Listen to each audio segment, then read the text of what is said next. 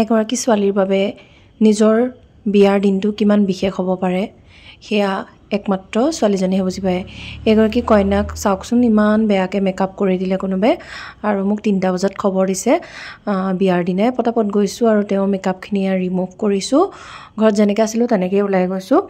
তাৰপিছতে মেকআপখিনি ৰিমুভ কৰিছোঁ। ৰিমুভ কৰি মই তেওঁক খুব বেছি 45 মিনিটমানত ৰেডি কৰাই দিছোঁ। আৰু খুব ভাল পাইছে তেওঁলোকে। আচলতে 45 মিনিটত বহুত বেছি ভাল এটা লুকছ আহিছে বুলি কৈছে। আৰু মোৰ লগৰ এজনী আছিলে, সেয়া মম্পী মোৰ লগৰ হয়, তাইয়ে মোক ফোন কৰি মাতিলে, বোলে ৰিম্পী এনেদৰে মেকআপ কৰিছিলে, গোটেই মেকআপ ফাটি গ'ল, লগতে মানে বহুত বেয়া হ'ল, তুমি আহিব পাৰিবানে? মই তাইৰ ৰিকুৱেষ্টটো ৰক্ষা কৰি গ'লোঁ। মম্পী থেংক ইউ, তুমি মোক মনত পেলোৱাৰ বাবে।